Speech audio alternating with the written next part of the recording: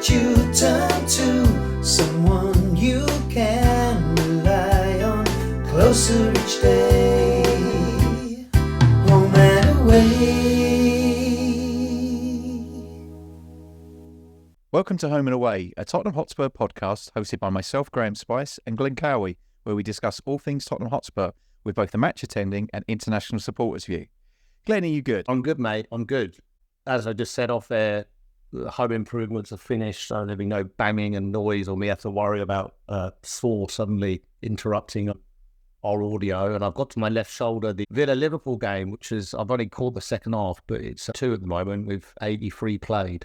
But yeah, I'm good, mate. I'm good. And more about Tottenham, of course, today. And we're joined by a guest in Philadelphia. Andrew, how are you, mate? Doing great. Thanks for having me, guys. Absolutely, mate. Absolutely. More than welcome. Yeah, always good. Have we gone like across the United States yet? We've had a couple. Colorado. We've gone to the East Coast. Vegas is about as far across as we've got, right? I think. Yeah, when I was in Vegas. But no, that was you. Yeah, we're due to That's get cheating, right? We just send you to places and say, yeah, I've got someone in from Vegas. It's not really the same as actually getting the supporters group on, but yeah. Yeah, indeed. But Andrew, you have a bit of a backstory in the. I of course know you from Colorado Spurs, but you've been in Philadelphia for how long now? For about 2 years now. Yep. Yeah, sort of lived all over the country. Started supporting Tottenham, it was back in, I think, 2012. I've always been a big U.S. soccer fan. So U.S. men's national team, sort of followed that all throughout my life, and then decided, hey, I actually got to pick a club team that I'm going to be following. And right at that time, I knew I didn't want one of the big guys like, the traditional big four at that time. I wanted someone that was going to be competitive, that played an exciting style of soccer, and obviously Spurs fit that bill. And then also they went ahead and they signed my absolute favorite player, who is Clint Dempsey, who, sort of a hero for the U.S. men's national team. And so seeing that was sort of like that's it. That has decided for me. I'm absolutely going to support Tottenham moving forward and have love-hated every single minute of it since. Well, so you're talking, that would have been like the AVB era, right? And we would have had Bale. Clint Dempsey was always a bit of a funny player for me because I never really understood what he was in terms of best position. Like, I don't think he did either. As a number 10, yeah, he could. And the one thing that stands out, and he done many things during his career, but something that really sticks out is, was it the equaliser against Man United in the snow? Yep, in the snow. Yeah, it missed one. Yeah, a sitter. Yeah. And then it cut to Alex Ferguson looking ridiculous with a hat on, not covering his ears, looking like Noddy. Well, at Bruce Arena, who is Dempsey's coach for the U.S. national team, his quote about Dempsey is, he tries shit. That's it. Yeah. Like, he was an American player who tries shit. And a lot of times it came off, so. Yeah. Yeah. Now, and he had like a weirdly good record against Man United because he also scored when he scored in that other game. Yeah. Yeah, Old Trafford. I remember that. Yeah, good stuff, mate. So what's your viewing experience, right? So you're in Philly, which is 5 hours behind London. So do you tend to get together with any groups or do you watch it at home? And it obviously be the morning into lunchtime, right, for you, the games? Yeah, so there's the complication of having small children who have activities on the weekend that sometimes get in the way of being able to see games, obviously. So typically I'm watching them at home. Every so often I do get to go out to the Philadelphia supporters group. They have their own bar. They have a pretty good crowd. I will be honest, it's not necessarily the most welcoming crowd. I've been to a bunch of different supporters groups around the country, traveling for work. I have to shout out the Portland Spurs. They made me feel really welcome, gave me a free ticket to a Timbers game and went with me. Las Vegas Spurs actually are in a very, very bizarre dive bar off the strip, but I was able to go watch a game with them. They're great. New Orleans Spurs are probably the most fun that I've met. They are really, really welcoming and they sing through the whole game. So really like them. Philly, I'd love a little bit more welcoming, but can't always get what you want. But yeah, typically I'm watching sort of by myself. Finn, my son, has started to watch with me a bunch, so that's fun. And then the other thing is that I'm typically watching with my dad, who we had a little bit of a tough relationship. And sort of one of the things that helped us get through some of that tough times was actually Spurs and being able to just talk about soccer and not worry about anything else. And so it has really been a really important sort of connection for me, is bringing him into the fandom with Spurs, and then just having something that we can share that's really special between the two of us. That's cool. Oh, glad to hear that. It's funny. We had a guest on from Hong Kong, but he was raised in mainland China, and a similar story for him, wasn't it, Graham? That he would get up in the wee hours 2 a.m. and watch his to watch matches. Yeah. Yeah, My dad actually complains a lot because he's out in California, so he'll have to get up if it's a 7:30 match. He'll be up at 4:30 to watch. Ouch. Yeah. Always a grind, though, because I have a few of those here. They're just at different times of the day in England, of course. So like the 5:30 p.m. at the moment is 4:30 a.m. for me, and sometimes I'll choose to watch live, sometimes I won't. This season, not so much. Yeah, wait, this season, I struggle even if it's bloody 10 o'clock at night, I struggle to watch it live. As was the case for the Tamworth game, because I was absolutely exhausted. I think we'd been somewhere, I didn't have great signal, and it was going to be on data only, and I was just like, I can't be bothered. And then I woke up the next morning and watched the mini match and saw there was 0-0 and they forced extra time. I was glad I saved yourself. Yeah. Yeah. No, during that. So, Andrew, speaking of games, there any, obviously Clint Dempsey jumps out, but is there any other memories? You would have been supported, like I said, you had Gareth Bale in that team, and AVB, it was up and down to say the least, but there were some good memories. I mean, I remember the West Ham game when he was in charge and Bale scored. There was some really, I went to Man City at home when we beat them under AVB. Any memories that stick out for you? Any games that you're like, oh yeah, that was amazing, and you still look back on it? So I have to bring up the obviously the Ajax Amsterdam game, but not for the reason that everyone thinks right now, for the Mora hat trick. It's actually for the last goal. Do you know who started the move upfield, Glenn? Yeah, I do. It was your favorite player, Musa Sissoko. Musa Sissoko with just a wild whack of the ball, just a hopeful hoof of the ball upfield. Lorente nods it down. Dele passes more. It was probably a shot. Yeah. So Andrew has had a running that's been for a long time now on his favourite player, and it's a bit of banter, is Sissoko. Yes, I do remember that because he loved it. It's like, yes. Yep, that's it. So hey, funny, I had this thing. Me and my sons were like had this thing about Sissoko as well. It's like the Brits, we love a trier, and he was definitely a trier. That's it. Like, don't expect magic. Yeah. Don't expect him to score. Just know that he is going to run his socks off for 90 minutes and cover every inch of grass. And you know, if he's going one-on-one with anybody, it's not going in the goal. Yeah, it's not going to happen. Yeah. I felt really bad for him that it was him that ended up giving away the penalty in the first minute. I was behind that goal in the Champions League final, and it was hard done by Mao because he was pointing like, and I really did feel sorry for him. And that was done.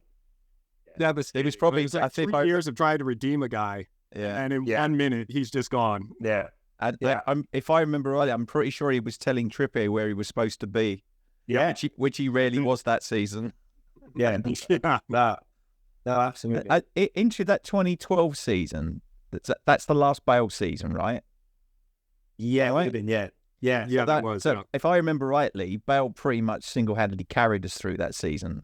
We finished 5th, didn't we? Because he scored. We couldn't. We if I remember rightly, we had a lot of horseshoe passing round the back. That was a highlight of the ABB era, and then we really struggled to break teams down. Apart from Gareth Bale doing it several times. Just give him the ball. Yeah, exactly. And it became a very one-man show, didn't it? Really. Yeah. That West Ham game really epitomises that, because I think he didn't just get given the ball. I think he wrestled the ball from I think it was Tom Carroll. Just give me the ball, and they just put it straight in the top corner. Yeah. Did we win Europa League that season? We would have been. We went out. Yeah, we were. He scored a couple of free kicks or a couple of late goals in France. I think one of the French teams. He did it. Was it Lyon? Did we lose on penalties to Lyon in the quarter final? I thought. Yeah. I do remember though. I remember late goals, and I think you're right. You're right. We did go because if I'm again, that was another one. Weren't we in a final or something? And was that the one where we played in the league? Were we in the League Cup final? Yeah, it might have been that season. against Chelsea. Was it It was against Chelsea. Yeah, we ended up losing to Chelsea in the League Cup, I thought. That was under Potts, though. That was the following season. So I think we were in a big game that weekend after we'd lost on penalties. I can't remember what game it was. I think it might have been a semi. Was it an FA Cup semi? I have to look. Was it the Chelsea semi? I'm thinking all of the failures merge into one. And I can't even remember the successes. It was way too long ago. Oh, never mind. Well, nice segue. Speaking of successes, we've had another win in the league. So, Graham, you didn't go, did you? Because we sold off. No, it's a busy weekend again. I've got house guests at the moment. My son and his girlfriend are staying with us. They are between flats. They have a new place which they're moving into in a week or so's time.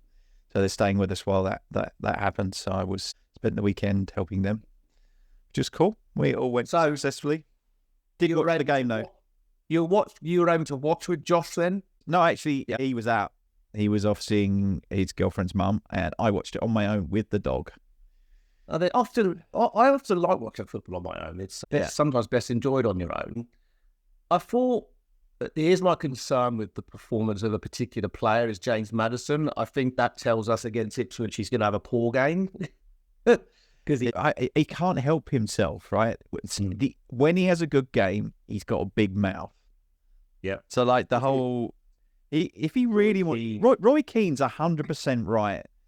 He needs to do that shit every week. Not just turn it on one... I can count the times he's played that well on one hand this season.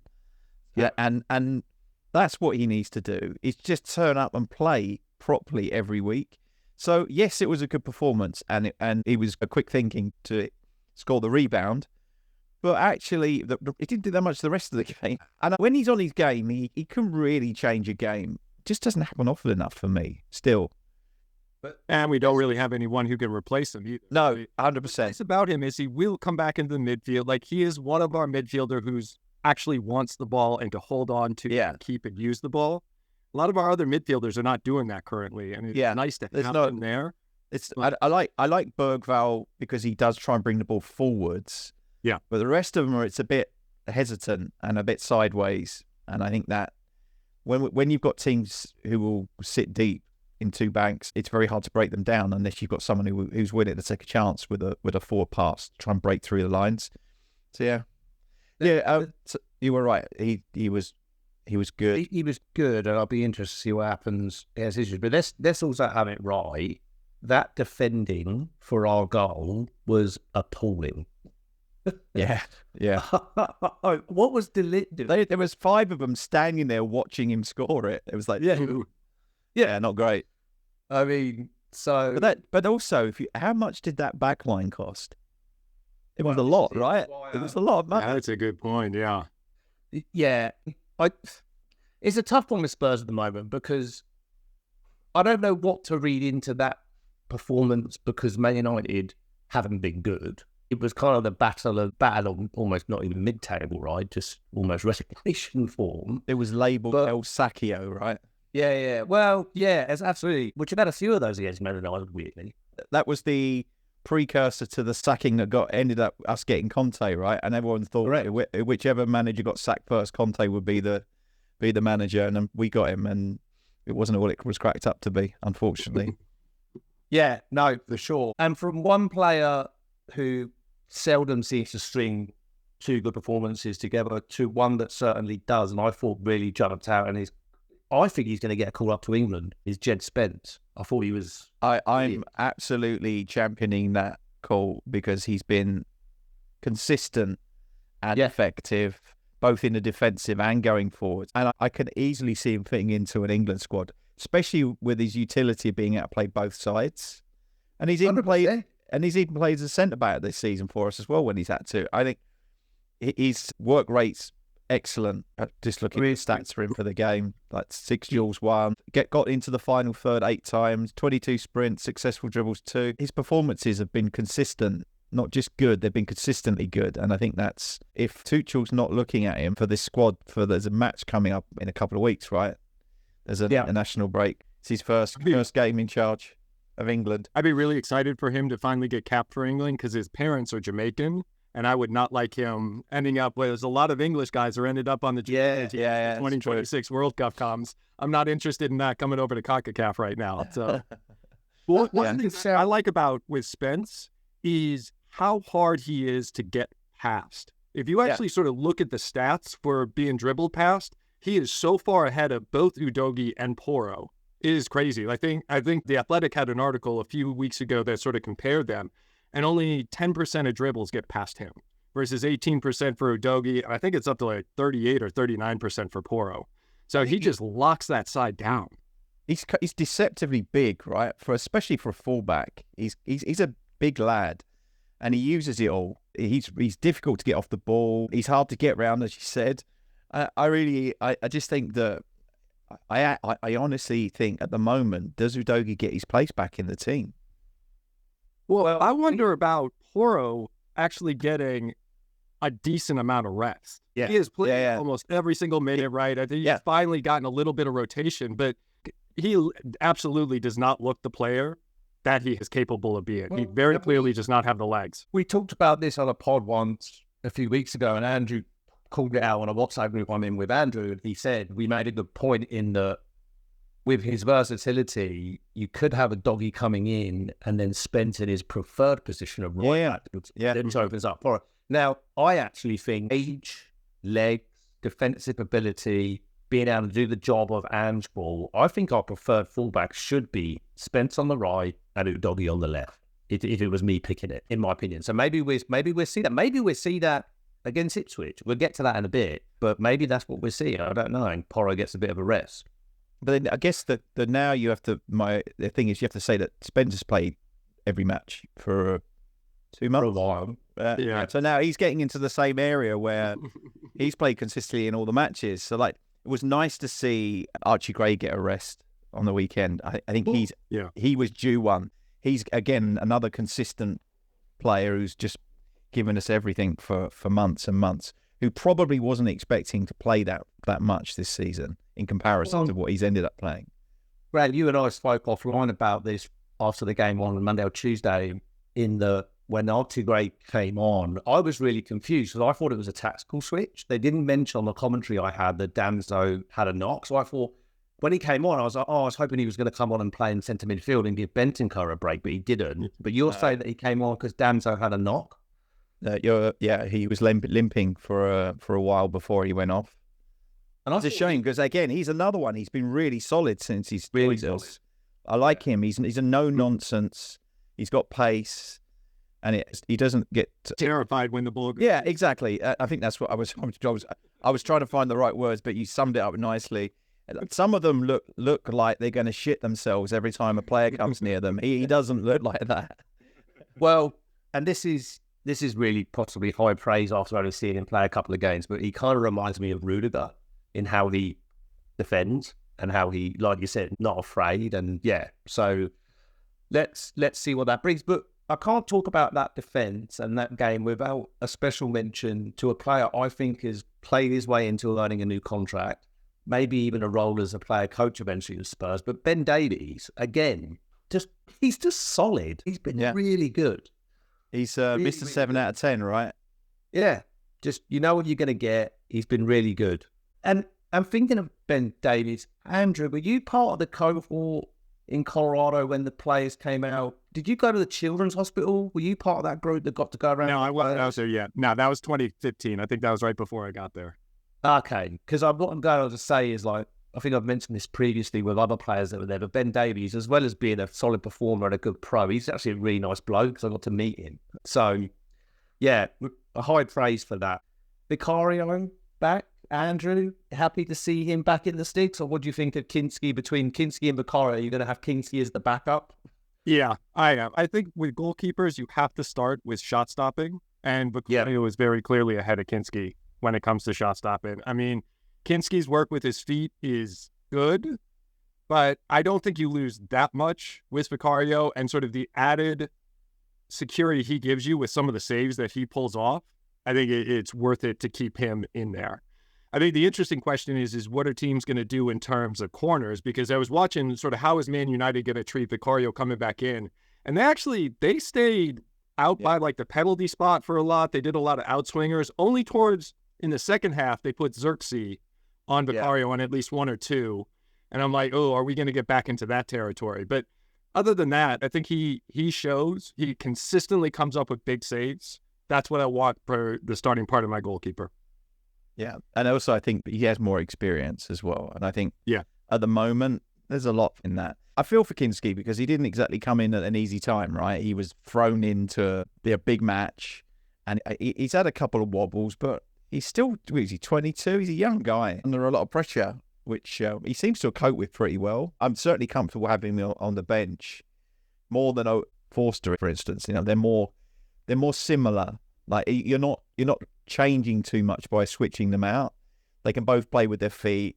Yeah. Both, you know, they played very in a similar way. Whereas Forster's just like he's a Brexit goalkeeper, right? He's proper old school. I mean, he's playing not good with his feet. I've got his kicks. It's like, man, we all got to be somewhere. Like, can you actually send it down the field now? Yeah. I've got a good friend who's a Southampton fan, and they were talking about Forster, and they always comment on how big his head is. Like they said, he's got the biggest head. If you look at it, it's like a massive blockhead. But then, so you've got obviously Kinski, or so it's Vicario, Kinski, and probably Austin, isn't it? Are the three? I think so. Yeah, and I think the other thing is Keely's out on loan and having a really good season at Leyton Orient. Yeah, he's the Irish under-21 keeper, right? And he'll be playing for the first team pretty soon. And I think then we've got another challenge, right? So, because I don't know, I'm assuming he counts as homegrown because I don't know how long he's been at Spurs for, probably long enough to justify a homegrown status. And then we've got it's a nice problem to have, I guess. Does he get into a 4-man goalkeeping squad, or does he go out on loan again, or does he get sold on even, or does one of them get sold on? Well, I mean, Austin, it's an interesting question for Austin, right? Does he want to stay sort of as third choice? I mean, he showed that he might not be Premier League quality, right? Like sort of top 6 quality, but like he could probably play at a lower league and be a starter. Does he want to just sit in third? I think he could get. I think he could get a high end of the Championship or even a lower end Prem team. Yeah, he had some really good performances for us. We've got Alfie Whitman in the squad as well, so we're stacked with keepers at the moment. And I think the reason we've ended up with so many keepers is actually not to do with the total number of keepers; it's to do with the total number of homegrown keepers that. We needed the homegrown keepers to keep our quota of homegrown players up for the Europa League squad. And I'm not sure about the Premier League squad. Is there a quota for the Premier League squad? There is, isn't there? It's different. There has to be, yeah. There's a difference between English and homegrown, right? And we'll call it like association trained versus all that kind of stuff. UEFA has different requirements. Yeah, so the requirements are different. So I guess we just need to make sure that we've got more English outfield players, and then all of this isn't a problem anymore. I think that's one of the challenges, right? It's the United Nations of football that we've had as the squad hasn't helped us with meeting the requirements for squad. Talking about homegrown and loans to Leyton Orient, I can't touch on that without again mentioning Jamie Donnelly. I don't know if we covered this in the last episode, but it was given as an own goal, which I think is really harsh on him, but scored from the halfway line against Man City in the Cup. And then the other day, I don't know if you've seen this. Last night, yeah. Yeah, scored a volley, which reminded me of something Paul Scholes would produce. You know, it was that good. He's got all the ingredients, clearly. He's got confidence. He can, the way he hits the ball, he just has that look about him, this player's quality. I hope he gets a goal, I really do. The challenge he's got is, we just mentioned him, James Maddison is probably way ahead of him, even though he's not performing as well as we would like on a regular basis, and then Kulusevski. So I would love for Donnelly to come back into that squad though next season and actually get a go. Yeah. But we'll see. But a brilliant. It's unfortunate that he played for us the whole of pre-season, but he played as a left back. So we never really got to see him play in any of the positions that he's a front player. He can play as a striker. He can play as a 10. He can play either side of a striker. He's played in all those positions for the under-21s. And I really hope he gets a chance in pre-season to show us what he's picked up. And I'm hoping that a season of playing regularly in professional men's football will have given him additional skills that he probably didn't have before he went out on loan. So, and also Keely's as well. Keely's been consistently their number one keeper ever since he broke into the team, and that really takes some doing for a young keeper. Well, in the hurly-burly of lower league English football as well, where there are some horrible players to contend with. Yeah, people who are on their way down and people who are on their way up. Yeah, no, indeed. Well, look, speaking of kind of lower league, and so lower league players, careful. And Ipswich, we're Speaking of shit teams, yeah, well, you could include us in that. yeah, I know.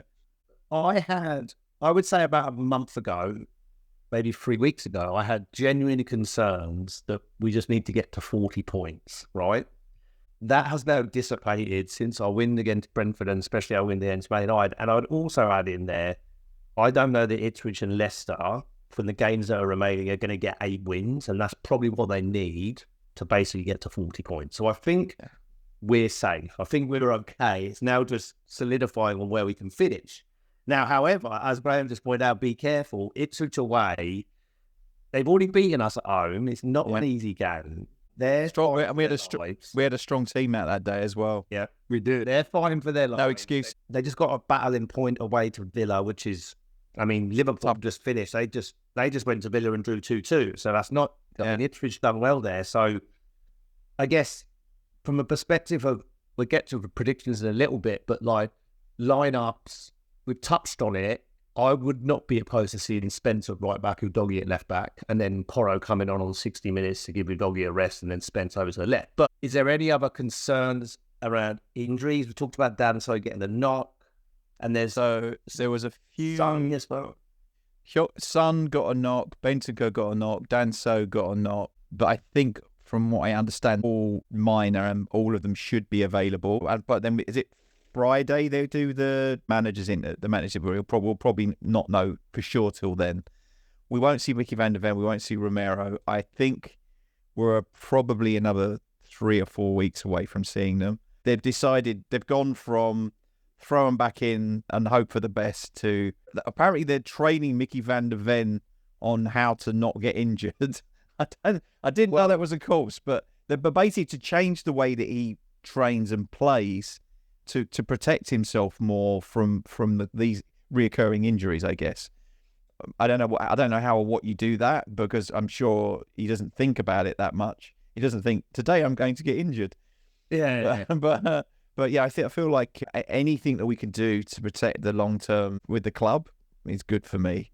Well, the fixture itself and the kickoff time really has the feels of like season 94-95. Like it's a 3 p.m. kickoff at Portman Road, obviously Ipswich Spurs. So it'll be interesting. I've got a theory on Van der Ven and Romero, and I know that Ange Postecoglou has come out recently and debunked it, but I still think there's something to it. I personally think the club and are just looking at the Europa and looking at it as basically, what would it be? 2, 4, 6. Is it 7 games basically to win the competition, and obviously across 2 legs in each round? I think they're just looking at that as an entity and saying, let's just put what we can into that. As far as we want to make sure they're fit for those European games. That for me, that becomes the focus. Even though Anne just said it's not. Gets you Champions League football and it gets you a trophy.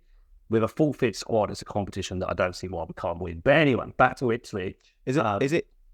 Sorry, just when you talk about Europa, is it this week that the second leg games happen? Yeah. Yes. Yeah, they happen tomorrow. Because it's Galatasaray, AZ Alkmaar, Midtjylland, or one of the Spanish teams.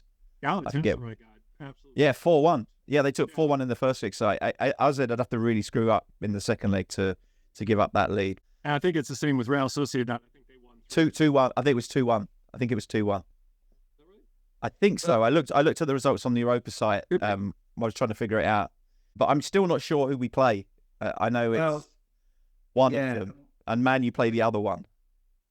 Yeah, we'll come back to Ipswich game in a minute. So I've got other things to say, but yes, on Europa, the other thing I'd like to clarify, and it looks like from what you sent me, Graham, is it not a draw to determine it looks like it's a predetermined path, like a Euros or a World Oh yeah. So you're on one side of the draw or the other. Okay. And So the side we're on is with. I don't think in the next round we can't meet Manchester United. We will play either us or them will play the winner of the other two games. I'm not sure which way round though. So we could end up against Midtjylland or whoever. Probably. I wouldn't mind AZ Alkmaar again because I. Troy Harrow. Again. Yeah. He's doing well there too. He is. Yeah. But it just goes to show you though. I mean, if you could score 20, 30 goals in Eredivisie, it does not translate to being a Premier League footballer. Yeah, well... As we found out to our cost on many occasions. Mr. Janssen, Mr. Bergwijn. But mind you, going on a tangent here, how many players across the Premier League's life cycle have done it in the Eredivisie and have come and done it? The only one that jumps in mind for me is Ruud van Nistelrooy. Did he come direct though? I think he did. Yeah. What about Van Persie? Would he have come from? Who's that? Sorry, Van Persie. I don't know if he came direct either. I'm not sure because the other one I was thinking of was Bergkamp, but he came from Italy, right? How's Van Persie only 41? I just looked him up. He's younger than me. I thought he was old. Well, everyone's old. Everyone's younger than me. I'm not. Most of the managers are younger than me now. Now he went. Let's see now. Yeah, he did. Feyenoord straight to Arsenal. Yeah. Okay. So there you go. Interesting. Yeah. So, I mean, as far as the competition itself goes, then it's predetermined. You can map your route to a final. Honestly, it has all the films for me of a international tournament every 2 years with England, right? And I don't know, maybe we get to the end of the season and be like, well, bloody hell, it weren't all bad. We've managed to win a European trophy, but I'm getting ahead of myself. There's still one or two good clubs left, right? Yeah. Lazio is still there. Is it Roma is still there? Roma and Porto drew 1-1. Yeah. Okay. Even Porto are a good team. Yeah, and they're still in the playoffs. Yeah, true. Right. So one of Lazio and someone else goes out. Right. There's a few of them where we're going to lose a couple of the teams that might have been a risk. So Lazio qualified first. Lazio was first in the group stage, so they're through. But there's a few other ones though that So basically, it's one of Porto or Roma. That's the one I was thinking of. Yeah. It's one of Anderlecht or Fenerbahce. You pick those as decent enough. Anderlecht maybe. I don't know. And then you've got. Didn't I see Ferencváros are in there as well? Ferencváros are playing a Polish team. Yeah. So look, we'll see. It's look for me. Even if we don't bloody win the thing and get to a final, it's just nice to have something else to focus on. There's no one there that I think we would be worried about, or we would definitely want to avoid. Probably Man Utd, not because, we've beaten them 3 times this season already. may as well make it 5, right? But we won't meet until if we do meet them, it'll be the final, so that'll be the 4th time we meet them. My worry is our luck's going to run out eventually, and I just hope it's not that. Yeah, and I shared this with you, Brand, the other day. If we get to a European final, which again, we're getting way ahead of ourselves, the draw hasn't even happened yet in terms of who we're getting, but if we get to a European final again, I really don't want an English team. It's a bit boring. Like I hate time. Yeah. Like so, it's like when you're driving. When I drove to Madrid, like all you hear is like Scouse accents all the way down the motorway through France. And just with the Pochettino subplot, having been manager of Espanyol, and just for just the stature of it, having Barca in that Champions League final would have been so much more fun. But there you go. Sadly, didn't happen. Did not happen. I mean, I think the Europa League run is important for another reason besides getting Champions League football, which is this club needs to actually learn how to win important games. This group of players does not win important games. And the Ipswich game is a perfect example of that, of like, we are playing a team at the bottom of the table, we win, we go third, and we just absolutely collapse, right? And you think about how many times we have gotten to places, the club or the cup games this year, are a perfect example of that, where we just wilt. And it's like the Premier League games are not going to offer that for the rest of the season. Like they are going to be just sort of, we'll end up somewhere mid-table, it's fine, whatever. Like Europa League is our chance to say, no, go in and actually win something, guys. Like actually go and play and face some adversity and beat somebody. You're right. The most of the remaining league fixtures will be, and we'll get enough points, but they'll be dead rubbers. You know, by the time we get to sort of, probably by the end of March, we won't. It won't matter really. It will just be how, you know, degrees of middle of the table that we end up in, rather than we're not going to be pushing for anything in the league. Given the finals in Bilbao, Andrew, perhaps our question in said tournament could move forward your move to Spain early a few weeks. That might have to, absolutely. Yeah. It's an early fact-finding visit. Yeah. Exactly. Yeah. No, good stuff. Well, back to the Ipswich game, and just a couple of things done around the houses in a minute with predictions, but viewing experiences for you both. Now, it's a 3 p.m. kickoff in England, Graham, so that will be full foul to the UK blackout rules, but I think you tend to find a way. I will find a way. It's yes, you're right. It isn't on television because for some reason they think that nobody goes to football if it's on the telly. Maybe that may have been the case in the 60s or something, but the rules are nuts and they need to change. That blackout rule has been in place, I think, since the 61 season or whatever it was, or mid-60s maybe. It is a bit silly, and I think there's a model there commercially for the clubs to take a bit of control back and then just say, on the 3 p.m. game, you can pay us a fiver and you can stream it. Like, that's what probably needs to happen in the future. Or a streaming platform picks it up and you pay a subscription to access it, because it is ridiculous that it's not. Because they did that during COVID, right? They showed all the 3 o'clock games. Yeah. Were they on BBC as well? Some of them were, yeah. Which was cool. It worked out quite well, I thought. Exactly. And it's almost like, well, just because we don't have a pandemic anymore doesn't mean people don't want to watch football. I just feels like, you know, it's 2025. We must be able to do something different now. Everyone wants to have access to the games. The games are coming prohibitively. That was a big word for me. I can't even say it anymore. It's becoming really hard for people to afford to go to games. Yeah. I was looking at our season tickets that obviously are sold for Sunday, sold them on the ticket exchange, £81. And ours is one of the cheapest tickets in the stadium. Yeah. Because it was a Category A game, because it's Man Utd. Yeah, so you've done it based on a Category A game. So, yeah, it's not like we've put a massive markup on that. No, it's face value. And that's, you know, that's a lot of money for anyone. So, you know, if you've got a family, 2 adults, 2 kids, that's a lot of money. And then there's not that many concession seats for kids in the stadium, I don't think, that aren't already filled with season ticket holders. So yeah, it feels super expensive. And so having access for the next generation of supporters to be able to watch games on TV feels important to me, because they will not get to see all the games. And I don't understand it. It feels antiquated to me. I think the league's argument would be, and this isn't the Premier League, this is the lower leagues, is that if Tottenham are on the telly, is a fan less likely to pop over to Barnet or Leyton Orient or a lower league at the same time as that game? I think that's where their argument is coming from. But I don't know. I think it's unfounded, and I think suck it and see, right? Try a season and see what happens. They do it in the NFL, don't they, as well? They have hometown blackouts for matches. Yeah, if they don't, if the stadium doesn't sell out, I'm not sure that is in place anymore. It's if the stadium's fully sold out, then they will show the game. But if the stadium doesn't sell out, it used to be when I was growing up, they would black the game out.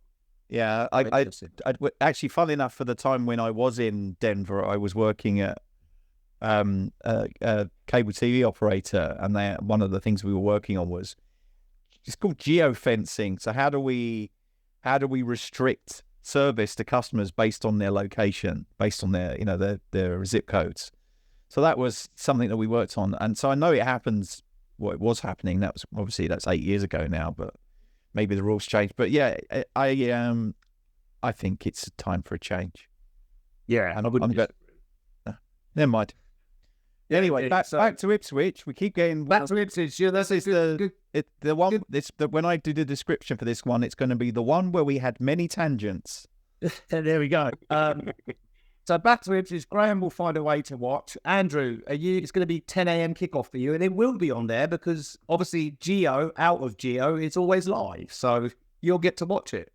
Yes, I will be watching. Absolutely. Good stuff. Just a couple of players to look forward to for that match. I really like Liam Delap. I think. He's a good player. Yeah, I think he's not going to be there next season. I would have liked us to. We was rumours about us looking at him in January, and I was a bit disappointed we didn't get him. It's going to be a lot of money. I think a lot of money, but I quite like. What's his contract like though? That's the key there. It could be a lot of money, but if he's only got a year left or something. He hasn't been there that long, right? Because he's from Man City, wasn't he? He was one of the Man City.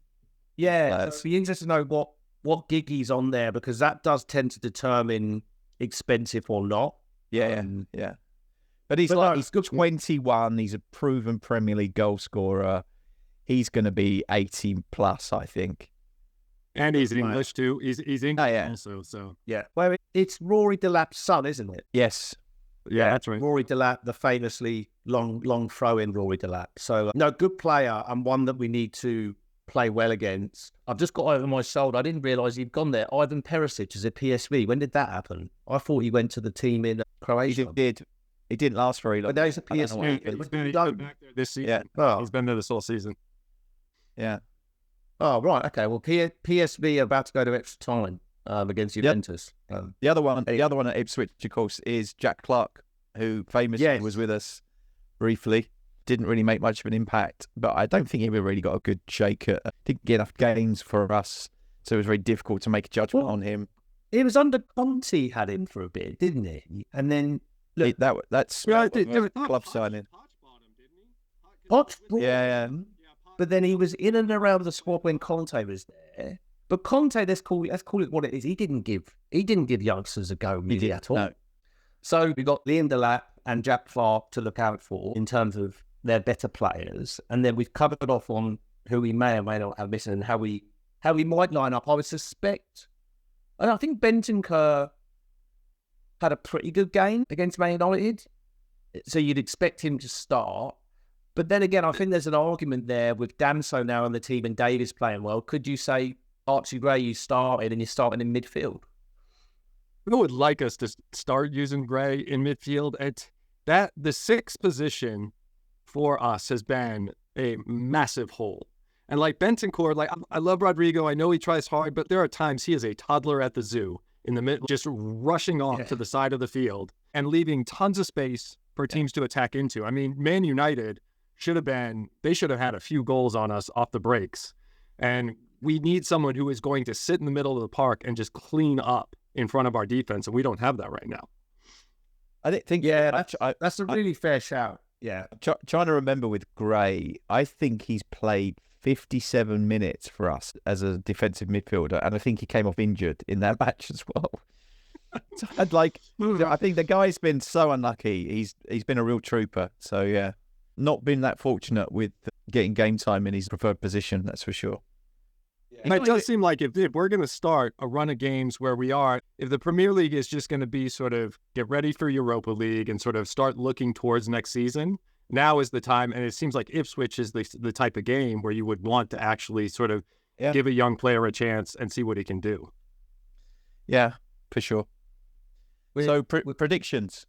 Predictions, look, do you know what? My head says that we're going to draw the game. I think Ipswich, whether they stay up or not remains to be seen, but they're fine for their lives. They've just got a worthy point away to Villa. They've beaten us already. They're no mugs. I think it's going to be a score draw. I can see something like a 2-2. However, we have had 2 clean sheets in the Premier League recently, and so maybe it will go the other way. I don't know. I'm going to score draw. I just think that, and I won't view that as a bad result, to be clear. I think that's fine. It gets us a point. But yeah, Graham, what do you reckon, mate? You reckon we get the win? I do. I think we'll get a 2-1 win. I think that actually playing them at home would actually be better for us than them playing at ours, because I think at ours they set up to frustrate us. They sat deep and they used pace to get in behind us, which is like everyone's trick of getting round our high back line. So I think that actually we'll have more openings to get more chances against them, and hopefully we won't squander them, and we should have enough to score a couple of goals. And then I agree. Yeah. So I'd say 2-1. Well, let's hope so, because then that really does start to put some solid points together in the league, and then we can hopefully solidify that and finish strong. And I don't feel tough games coming up after that, right? We've got Man City after that, which we'll cover in the next episode. Well, so then the following week we're into European football. So on top of Premier League, we didn't quite cover my viewing experience. I'll be brief. It's 2 a.m. Sunday morning for me, so I'll be watching that on delay. I was going to say you'll be watching that the next day. Yeah, I'll be watching that on delay. I'm doing my 4th Spartan race on Saturday. For those that don't know what that is, it's a 30 obstacle 21k. I'm doing it with a mate who's never done one. He's a bit nervous, but he'll be fine. So yeah, and then I'll be coming back from that on Saturday afternoon into Saturday evening, and then fall in a heap into bed, I'm sure, and then get up in the morning and hopefully watch Tottenham beat Ipswich. But looking forward to it. Well, I didn't have anything more. Andrew, really good to have you on, mate. Thanks for having me. As we always say, the very point of this podcast is Tottenham home and away. So we always like to get as many interesting locations, fans, wherever they may be. So if you know anybody else that would be a good guest, please send them our way. And then once you get settled in your new life in Spain, I'm relying on you, mate. It's going to be either you're going to start it or you're going to find it, the supporters club in Barcelona. I can, I will. The Catalan Spurs supporters. Yeah. Indeed. Yeah, that would be great. So it would be great to get you on again in your espadrilles. And however, I'm sure it's pretty good over there. The weather can't be that bad, right? Yeah, it's going to be way better than it is in Philly. That's all. Yeah, that's for sure. Good stuff. Good stuff. All right. Well, as always, come on, you Spurs. Thanks to everyone who's listened in. Please like and subscribe to the podcast to tickle the algorithm so we can get in front of more Tottenham supporters. And to close us out, as Glenn and Andrew said, come on, you Spurs. You can contact us on email at tottenhamhomeandaway@gmail.com or on Twitter X @TottenhamHN. Let me be the one that you turn to, someone you can rely on, closer each day, home and away.